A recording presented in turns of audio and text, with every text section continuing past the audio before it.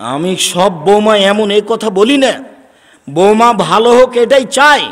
উপস্থিত বৈঠকের মুসলিম বোন এদিকে শোনেন, এই মেয়ে শোনো, তোমার শাশুড়ি তোমাকে গালি দেয় এ কথাই ঠিক, তোমার শাশুড়ি তোমার নিন্দা করে এ কথাই ঠিক, এরপরেও বলছি জীবন বাজি রেখে তুমি শাশুড়িকে মূল্যায়ন করো, তোমার রুজিতে বরকত হবে, তোমার ফল ভালো হবে, এই কথাও ঠিক। আর তোমাকে বলে যাচ্ছি যুবক, তুমি কোনো সময় তোমার বোনের ভাগ্নিদের ভাতকে ভারী মনে করো না।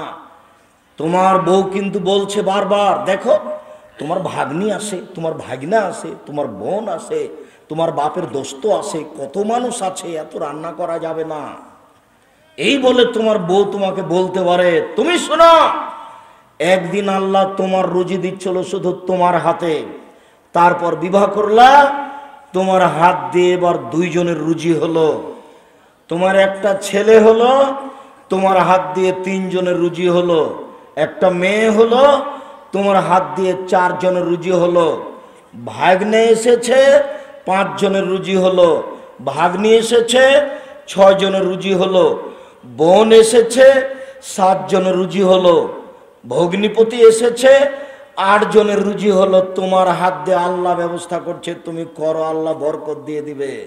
তুমি বলে দিও, আব্বা আমার কাছে খাবেন, আম্মা আমার কাছে খাবেন, আমার ভাগ্নে আমার কাছে খাবে, ভাগ্নি আমার কাছে খাবে, বোন আমার কাছে খাবে, দোলা ভাই আমার কাছে খাবে, আমার বাপের যত আত্মীয় স্বজন আছে সব আমার কাছে খাবে। তুমি খাওয়াতে শুরু করো, তো তুমি 6 মাস পরে দেখবে তোমার টাকা পয়সা বেশি হয়ে গেছে, হবেই। এর নাম বরকত, মন সংকীর্ণ করো না। বহুদিন আগে বলেছি, তোমার বউকে হতে হবে তোমার মায়ের স্বভাবের। 150 চাউল রান্না করবে না কখনো ভুলেও। কতদিন বললাম, তোমার মা 3 কেজি চাউল রান্না করত, ঢেঁকিতে ধান ভেঙে, গরু ছাগলে খেত, মেহমানে খেত, ছেলে মেয়ে খেত। তোমরা 10 ভাই বোন ছিলে, তোমার বাপ মা ছিল, 2 জন কিষান কামলা ছিল, তোমার বাপের স্বভাব ছিল মসজিদ থেকে ফকির ধরে আনা। এসার সময়তে মসজিদ থেকে বের হচ্ছে, কোনাতে একজন মুরব্বী বসে আছে, জি কে আপনি?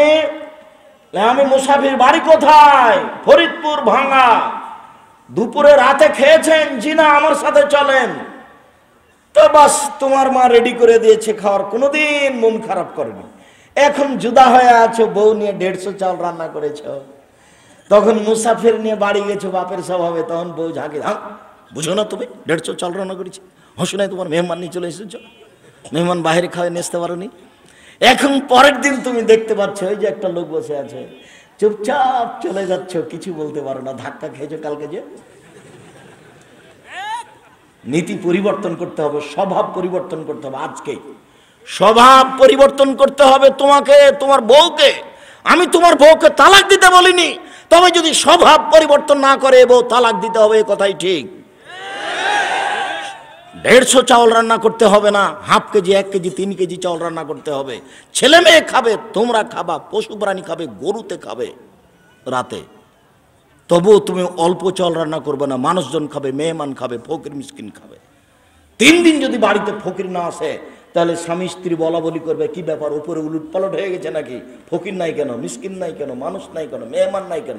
মনটা বড় রাখিও, কয়দিন করে বয়স শেষ, বাপ চলে গেছে, দাদা চলে গেছে, দাদি চলে গেছে, আমিও চলে যাব, সময় শেষ।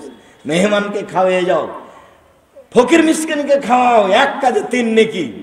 1, আল্লাহর পথে জিহাদ করলে যত নেকি হয়, ফকির মিসকিনকে খাওয়ালে তত নেকি হয়। 2, রাতে তাহাজ্জুদ পড়লে যত নেকি হয়, ফকির মিসকিনকে খাওয়ালে তত নেকি হয়। 3, নিয়মিত বৃহস্পতিবার, সোমবার, প্রতি মাসে 3 দিন, আরাফার দিন, মুহররমের দিন, এইসব দিনে রোজা থাকলে যত নেকি হয়, ফকির মিসকিনকে খাওয়ালে তত নেকি হয়। 1 কাজে 3 কাজ,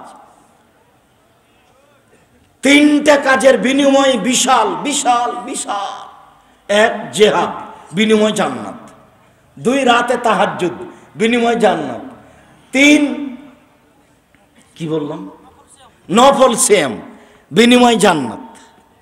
তো এই 3টার সমন্বয়ে 1 কাজ, কি বলেন তো? ফকির মিসকিনকে খাওয়া। ভালোই বুঝতে পেরেছে, 3টার সমন্বয়ে 1 কাজ, একটাতে 3 কাজ। রাসূল সাল্লাল্লাহু আলাইহি ওয়াসাল্লাম বলছেন, পৃথিবীর মানুষ শোনো শোনো, ইন্না ফিল জান্নাতি লা গোরাফ ইরা যাহিরা মিন বাতিনহা বাতিনা মিন জাহিরিহা। জান্নাতে কতগুলি দামি দামি ঘর আছে, এত দামি ঘর, উন্নত মানের পদার্থ, বাহির থেকে ভিতর দেখা যায়, ভিতর থেকে বাহির দেখা যায়, খালি টক টক টক টক করছে, ঝকঝক করছেন। তখন সাহাবীগণ বলছেন, আল্লাহর নবী এগুলো কাদের জন্য? তখন আল্লাহ রাসূল বলছেন যে আতামা তমা, যারা ফকির মিসকিনকে খেতে দিতে পারে তাদের জন্য। যদিচ ওখানে আরো একটা কথা আছে, রাতে মানুষ যখন ঘুমায় তাহাজ্জুদ পড়ে যারা, তাদের জন্য। আর একটা বলেছেন নফল সিয়াম পালন করে যারা, তাদের জন্য। আর একটা বলেছেন মুখের ভাষা নরম যার, তাদের জন্য। সম্মানিত দিনী ভাই বোন, ওয়াবুদুল্লাহ ওয়ালা তুশরিকু বিহি শাইআ, পৃথিবীর মানুষ এক আল্লাহর ইবাদত করো, তার সাথে বিন্দু মাত্র শরীক করো না। দুই, বাপ মাকে মেনে চলো। একজন সাহাবী এসে বলছেন, আল্লাহর নবী আমার বাপ মা আমার কাছে কি পায়? তখন আল্লাহ রাসূল বলছেন, বলো কি পায়? মানে হুমা জান্নাতুকা নারকা, তারাই দুজন তোমার জাহান্নাম, তারাই দুজন তোমার জান্নাত, ওরাই তোমার জাহান্নাম, ওরাই তোমার জান্নাত। বাপ মা তোমার জাহান্নাম, বাপ মা তোমার জান্নাত। খুব হিসাব করে বাপ মায়ের সাথে কথা বলবেন, কোনোদিন জোরে কথা বলবেন না, ঝাঁকি দিয়ে কথা বলবেন না। মরার পরে অনেক স্বাদ হবে মায়ের সাথে ভালো আচরণ করার, কিন্তু আর মাকে ফেরত পাওয়া যাবে না। বাপের মরার পরে অনেক স্বাদ হবে। শেষের দিকে প্রত্যেকটা কাজের জন্য 2 রাকাত সালাত, বিপদের জন্য 2 রাকাত সালাত, কিছু চাইবেন তার জন্য 2 রাকাত সালাত, কোনো বিপদে পড়েছেন তার জন্য 2 রাকাত সালাত, সমস্যা তার জন্য 2 রাকাত সালাত, সব জায়গাতে 2 রাকাত সালাত দিয়ে কাজ। অবিদিল কুরবা, নিকট আত্মীয়র সাথে ভালো আচরণ করো। পৃথিবীতে সবচেয়ে নিকট আত্মীয় হচ্ছে নিজ ভাই। নিজ ভাইয়ের সাথে চলা খুবই কঠিন। আমাদের চাঁপাই নবাবগঞ্জে একটা কথা আছে, ভাই ভাই ঠাঁই ঠাঁই।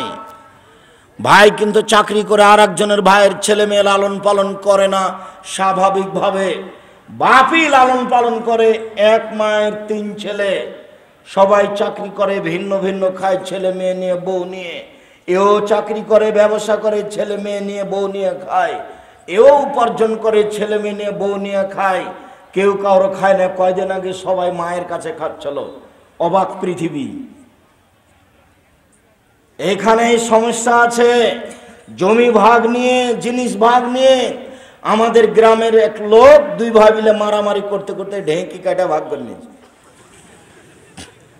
ঢেঁকি কেটা ভাগ করে নিয়েছে তো কি হবে? এটাতে দুজনই ঠান্ডা, দুইজনের বউ ঠান্ডা, দুইজনের সাথে চলা খুব কঠিন। ভাই বড় ভাই ভুল করেছে, আপনি হাত ধরে ক্ষমা নেবেন। এই ছেলে,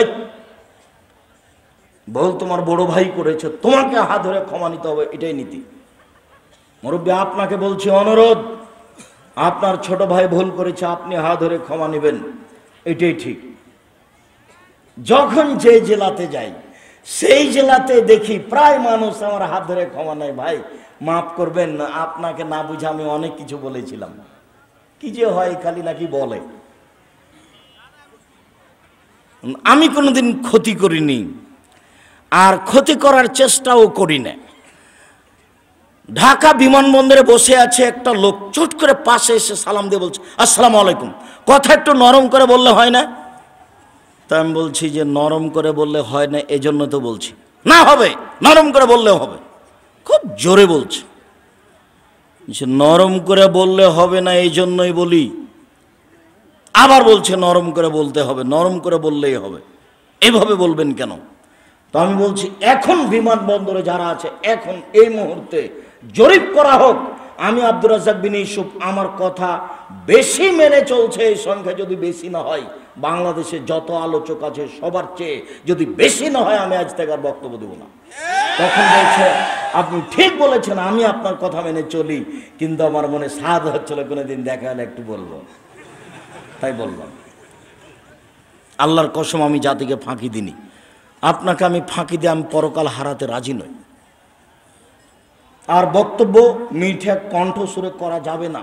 আল্লাহ রসুল বলছেন, যা খাতাবা জাবের বলছেন এজা খাতাবা, যখন আল্লাহ রাসূল বক্তব্য দিতেন, অহামারা তাই না হোক, তার দুই চোখ লাল হয়ে যেত, ওস্তাদা গাজাবহ, তার রাগ বেশি হয়ে যেত, ওয়ালা সৌতহ, তার কণ্ঠ উঁচু হয়ে যেত, কান্নহ মঞ্জুর জায়েজ, যেন তিনি সৈন্য দলকে ধমক দেখাচ্ছেন, এই করতে হবে সেই করতে হবে।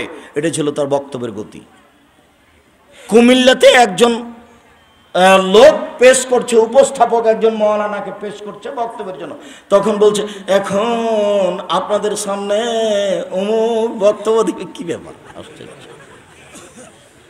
ধর্ম এরকম পাগল হয়ে গেছে। কণ্ঠ সুরে বক্তব্য চলবে না, এই কথাই ঠিক। মহান আল্লাহ বলেন অবেদিল কুরবা ওয়াল ইয়াতামা, এতিমদের সাথে ভালো আচরণ করতে হবে। আনা ও কাফিলুল ইয়াতিম, পৃথিবীর মানুষ শুনে রেখো, যে ব্যক্তি এতিমের লালন পালন করবে সে এবং আমি জান্নাতে ভাবে থাকব। তর্জনীয় মধ্যমা তিনি আঙ্গুল দুটি ইশারা করে দেখালেন, তবে দুইটার মাঝে একটু ফাঁক রাখলেন। দেখো, কেউ যদি এতিমের লালন পালন করে তাহলে সে আর আমি জান্নাতে এভাবে থাকব। তখন একটু দুইটার মাঝে ফাঁক রাখলেন, তবে তিনি বললেন কেউ যদি দুইটা মেয়ের বেটির লালন পালন করে, দুইটা বেটি লালন পালন করে বিবাহ দিয়ে দেয়, আমি মুহাম্মদ সাল্লাল্লাহু আলাইহি সাল্লাম এবং সে ব্যক্তি জান্নাতে থাকবো এইভাবে। তখন এই আঙ্গুল দুটি দেখালেন, তখন আঙ্গুল দুটি জমা করে দিলেন। এবার বলেন তো, এতিম লালন পালনের চেয়ে বেশি নেকি আছে কি করলে? মেয়ে লালন পালন করলে। 10টা বেটাকে মাস্টার ডিগ্রি পাস করালে এক নেকি হবে, এই কথা মুহাম্মদ সাল্লাল্লাহু আলাইহি সাল্লাম বলেননি। শিক্ষা দিয়ে নিজেকে বাঁচাচ্ছে। অবেদিল কুরবা ওয়াল ইয়াতামা ওয়াল মাসাকিন, মিসকিন ফকির মিসকিনের সাথে সদাচরণ করতে হবে। অল জারিদিল কুরবা ওয়াল জারিল জুনুব, যারা নিকট প্রতিবেশী যারা দূর প্রতিবেশী তাদের সাথে ভালো আচরণ করতে হবে। আবু হুরায়রা রাদিয়াল্লাহু তাআলা আনহু বলেন, এক খেয়ালে চেয়ে থাকবে, এই চালাই ঘুমাচ্ছ নাকি? অল্প সময়ের মধ্যে আমরা শেষের দিকে চলে আসছি, আপনি অপেক্ষা করুন। রাসূল সাল্লাল্লাহু আলাইহি সাল্লাম বলেন, যে তার প্রতিবেশীকে কষ্ট দেয় সে জান্নাতে যাবে না। আবু হুরায়রা রাদিয়াল্লাহু তাআলা আনহু বলেন, রাসূল সাল্লাল্লাহু আলাইহি সাল্লাম বললেন, আল্লাহে লা ইউমিনু, আল্লাহর কসম সে ব্যক্তি মুমিন নয়, আল্লাহর কসম সে ব্যক্তি মুমিন নয়, আল্লাহর কসম সে ব্যক্তি মুমিন নয়। বলা হলো আল্লাহর নবী কে মুমিন নয়? তখন আল্লাহর নবী বললেন, মাল্লা ইয়ামান জারুহু বায়কাহু, যে তার প্রতিবেশীকে কষ্ট দেয় সে মুমিন নয়। আবু হুরায়রা রাদিয়াল্লাহু তাআলা আনহু বলেন, রাসূল সাল্লাল্লাহু আলাইহি ওয়াসাল্লাম বলেছেন, মান কানা ইউমিনু বিল্লাহি ওয়াল ইয়াউমিল আখির, যে আল্লাহকে বিশ্বাস করে পরকালকে বিশ্বাস করে সে জন্য প্রতিবেশীকে কষ্ট না দেয়। যে আল্লাহকে বিশ্বাস করে পরকালকে বিশ্বাস করে সে যেন প্রতিবেশীকে কষ্ট না দেয়। আবু হুরায়রা রাদিয়াল্লাহু তাআলা আনহু বলেন, রাসূল সাল্লাল্লাহু আলাইহি সাল্লাম বলেছেন, আউয়ালু খাসমানি ইয়াউমাল কিয়ামাহ জারান, বিচারের মাঠে প্রথম বিচার হবে দুই প্রতিবেশীর। আব্দুর রাজ্জাক সাহেব থামেন, আপনি একদিন বলেছিলেন সর্বপ্রথম বিচার হবে নামাজের সালাতের, আজকে বলছেন সর্বপ্রথম বিচার হবে প্রতিবেশীর। জি, আল্লাহর হকে সর্বপ্রথম বিচার হবে সালাতের নামাজের, তবে মানুষের অধিকারে হকে সর্বপ্রথম বিচার হবে প্রতিবেশীর। একজন লোক এসে বলছে, আল্লাহর নবী আন্নি কাইফা লা আলাম, আমি কিভাবে বুঝবো? আসান্ত আশা তো আমি ভালো মানুষ আমি খারাপ মানুষ। আল্লাহর নবী আমি কিভাবে বুঝবো আমি ভালো মানুষ আমি খারাপ মানুষ? আল্লাহর নবী বলছেন, এজা সামেতা মিন জিরানিকা ইয়াকুলুনা আহসানতা ফাকাদ আহসানতা, তোমার প্রতিবেশী যখন বলবে তুমি ভালো তখন তুমি ভালো, যখন তোমার প্রতিবেশী বলবে খারাপ তখন তুমি খারাপ। তাহলে বোঝা যাচ্ছে ভালো মন্দ নির্ভর করছে প্রতিবেশীর ওপর। আবু হুরায়রা রাদিয়াল্লাহু তাআলা আনহু বলেন, রাসূল সাল্লাল্লাহু আলাইহি সাল্লামের কাছে আলোচনা করা হলো, ইন্না ফুলানাতান তুযকারু মিন কাসরাতি সালাতিহা সামিআ সাদাকাতিহা, আল্লাহর নবী অমুক মহিলা বেশি বেশি সালাত আদায় করে, বেশি বেশি সিয়াম পালন করে, বেশি বেশি দান খায়রাত করে, গায়রান্নাহা তুদিল জিরানাহা বেসালিল লিসানেহা, তবে সে মুখ দিয়ে প্রতিবেশীকে কষ্ট দেয়, আল্লাহ রাসূল বলেন হে ফিন্নার, ও জাহান্নামে যাবে। শোনেন, আজ থেকে আর কোনোদিন প্রতিবেশীর সাথে ঝগড়া করবেন না। উপস্থিত বৈঠকের মুসলিম বোন শোনেন, পাশের ছাগলে আপনার সিম গাছ কেটে দিয়েছে, কথাই ঠিক, এরপরে আপনি তার সাথে ঝগড়া করবেন না। প্রতিবেশী আপনার অনেক ক্ষতি করছে, এ কথাই ঠিক, এরপরে আপনি তার ক্ষতি করার চেষ্টা করবেন না। চারটে জিনিস আছে যার, সব কিছু আছে তার, চারটে জিনিস আছে যার, সব কিছু আছে তার। এক, ভালো স্ত্রী, দুই, ভালো প্রতিবেশী, তিন, ভালো গাড়ি, চার, প্রশস্ত ঘর। অন্তত বৈঠকটা যেন প্রশস্ত হয়, 10 জন 12 জন মেহমান বসতে পারে।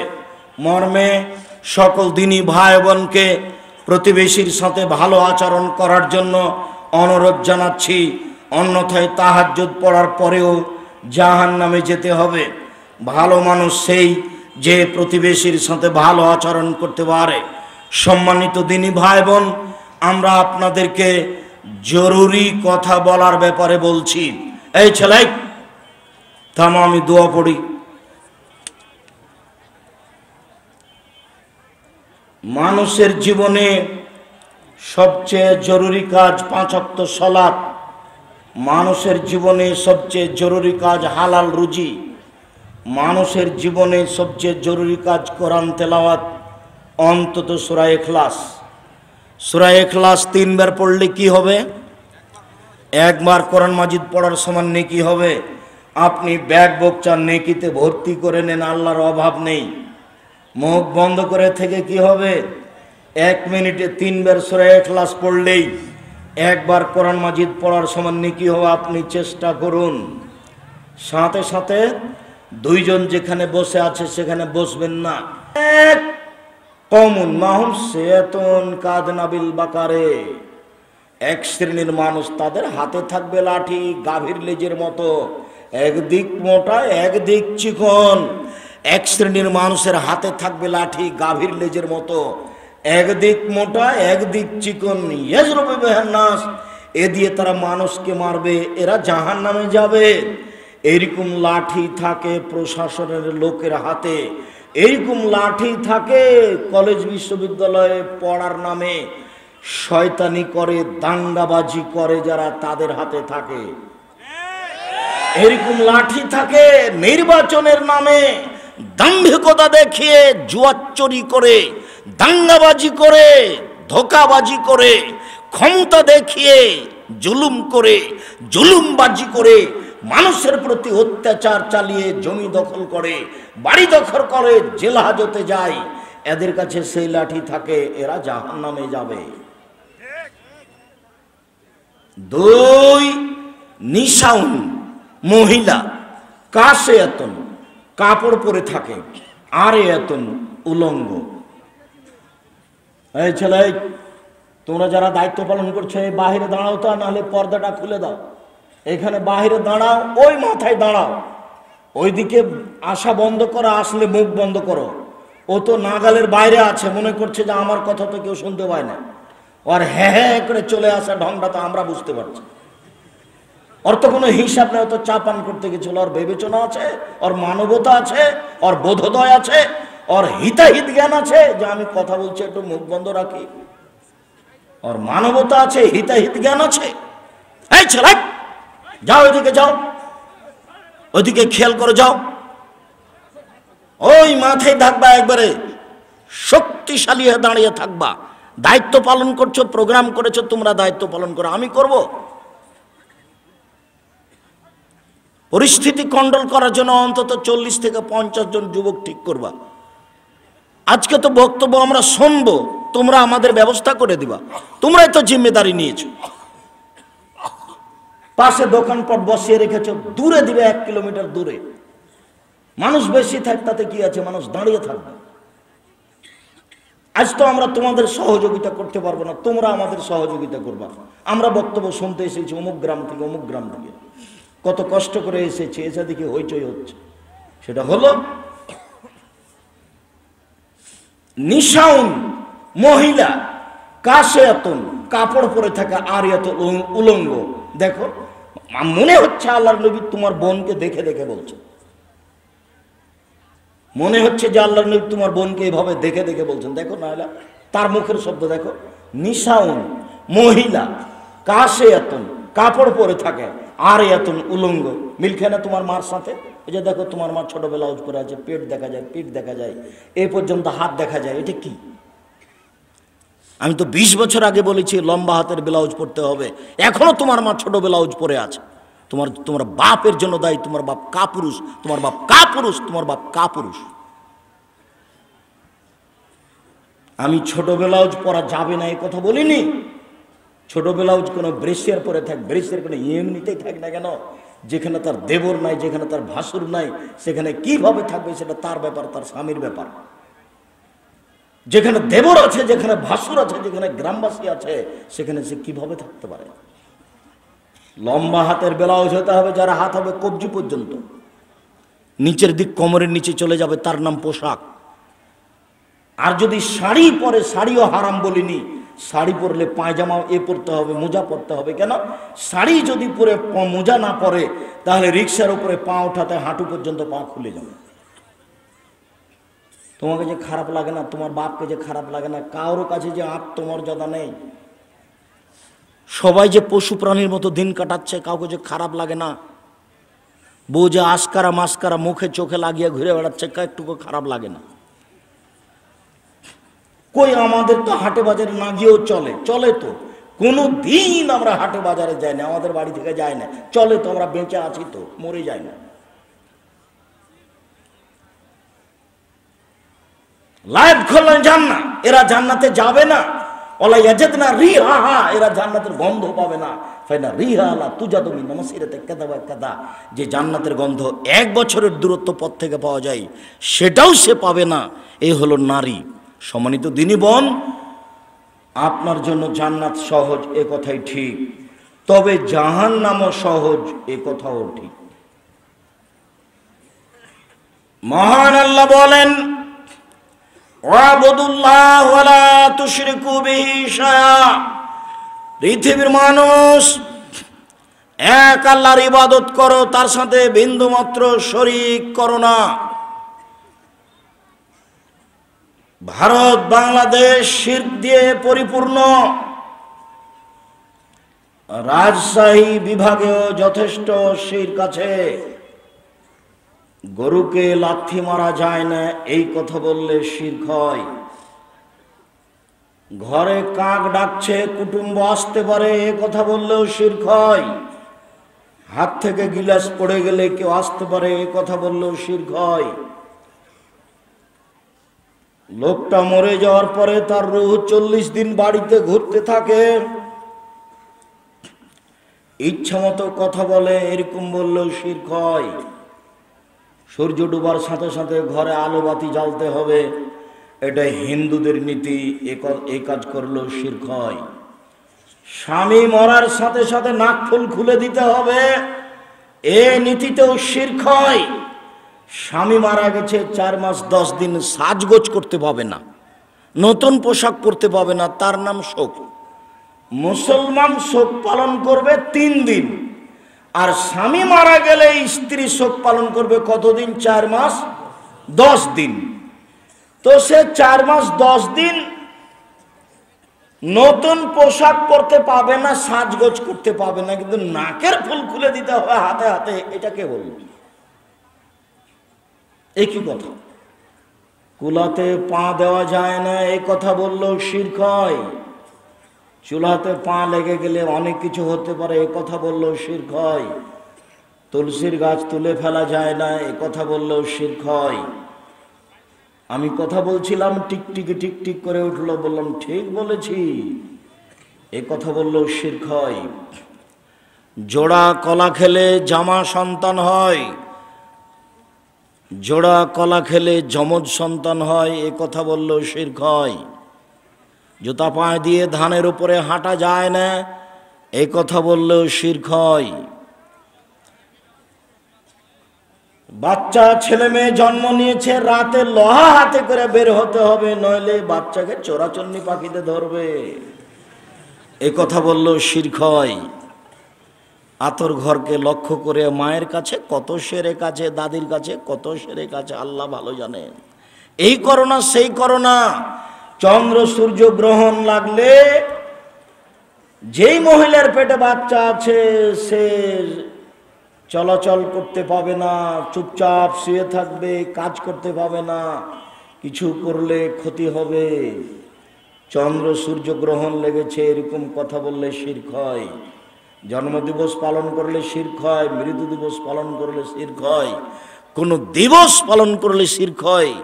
কবরের কাছে কিছু চাইলে শিরক হয়, কবরে মানত মানলে শিরক হয়, কবরে কিছু দিলে শিরক হয়। যে কিছু করতে পারে না তার কাছে সম্মান চাইলে, তার কাছে কিছু চাইলে শিরক হয়। এদেশের মাটি শিরক দিয়ে পরিপূর্ণ করা আছে। পৃথিবীর মানুষ, তোমরা এক আল্লাহর ইবাদত করো, বিন্দুমাত্র শিরক করো না। হাদিসে কুদসি মানে আল্লাহর নবীর মুখের ভাষা, সরাসরি আল্লাহ বলছেন, তার নাম হাদিসে কুদসি। আনাস রাদিয়াল্লাহু তাআলা আনহু বলেন, রাসূল সাল্লাল্লাহু আলাইহি সাল্লাম বলেছেন, ইবনা আদম মা দাওতানি ওয়া রাজাউতানি, আদমের ছেলে মেয়ে শোনো।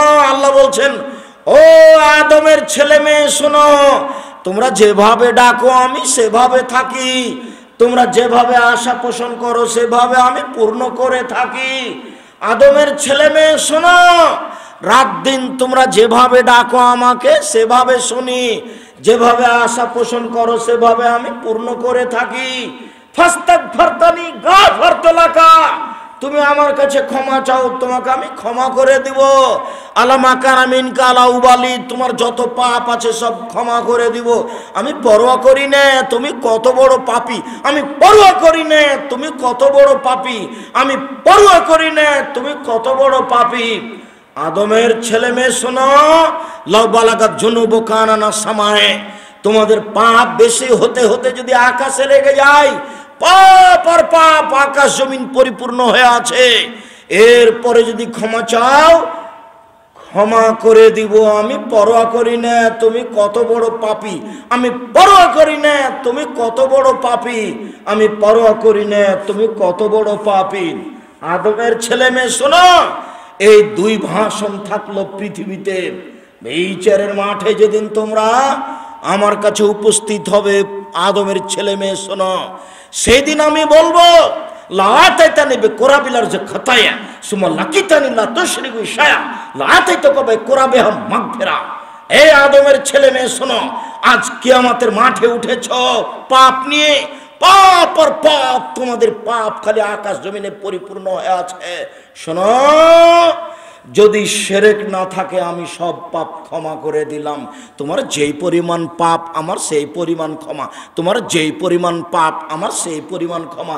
যদি শিরক না থাকে, তোমার পাপ যত আমার ক্ষমা তত, তোমার পাপ যত আমার ক্ষমা তত। যদি শিরক না থাকে, পৃথিবীর মানুষ আল্লাহর ইবাদত করো, বিন্দুমাত্র শিরক করো না। অবিল ওয়ালিদাইনি ইহসানা, দ্বিতীয় কাজটা করে একটু বাপ মাকে মেনে চলো। যেদিন মা চুমা খায়, আদর করে, বারবার খাওয়ার রেডি করে আমাকে বলে, আমি বলি খাবো না, সেই দিন মাকে সম্মান করার নাম সম্মান নয়। যেদিন দেখা যাচ্ছে যে মাটির উপরে মারছে আর খারাপ কেউ নেই, বউ বলছে দেখবে তোমার মা কত খারাপ, দেখবে তোমার মা কত খারাপ, দেখা তো তুই কি দেখাস, দেখো দেখো এই যে তোমার এই যে বড় মাছটা নিয়ে এসেছো না, এই যে মাথা খান তোমার বড় তোমার বোনের ছেলেকে দিল, দেখবে দেখো এই যে দেখো, এই যে দেখো, এই যে তোমার মা দিচ্ছে দেখো। ঠিকই তো, তুই ঠিকই বলছিস তো, আসলেই তো মা খারাপ। যা বলে সবই উল্টা, আসলেই উল্টা, যা করছে সবই উল্টা, আসলেই উল্টা করছে। এই সময়তে আল্লাহ দেখতে চাচ্ছেন যে আপনি আপনার বাপ মায়ের সাথে কি আচরণ করেন। যেদিন বাপ মায়ের সাথে ভালো আচরণ করা খুবই কঠিন, যেদিন মনে হচ্ছে বাপ মায়ের চেয়ে খারাপ মানুষ আর দুনিয়াতে কেউ নেই, দুনিয়াতে সবার সাথে চলতে পারবো, বাপ মায়ের সাথে চলতে পারবো না, সেই দিন বাপ মাকে শ্রদ্ধা করতে হবে, তার নাম শ্রদ্ধা। আল্লাহ বলতে বলতে এই পর্যন্ত বলছেন, ফালা তাকুল্লাহুমা উফিন, এই শব্দটা বলতে পাবা না। আমার মা, আমি যখন পেশাব করেছি 5-7 বার, তখন আমার মা একটু আদর করে আমাকে বলেছে, গায়ে একটু আঘাত করেছে আর বলেছে, এই অত পেশাব করিস কেন, এই একটু অত পেশাব করিস কেন। আমার মায়ের সেদিন আদর ছিল। এখন আমার মা আমার কোলে, আমি একদিন ছিলাম আমার মায়ের কোলে, এখন মা আমার কোলে। এখন যদি মা বারবার পেশাব করে, আমি যদি একটু বলি তাহলে জায়েজ হবে না। আজকে আমার সম্মান করে এরকম সুযোগ নেওয়ার কোনো সুযোগ নেই। পেশাব পরিষ্কার করব আমি, পায়খানা পরিষ্কার করব আমি, কাপড় বদলে দিব আমি, গোসল করিয়ে দেব আমি। আমার বোনেরা চলে গেছে শ্বশুর বাড়ি, আমার স্ত্রীকে বলেছিলাম তুমি আমার মাকে দেখিও, তখন আমার স্ত্রী বলছে তোমার মা অকথ্য ভাষা আমাকে গালি দেয়, তোমার মাকে দেখবো মানে তোমার মাকে তুমি দেখো গা।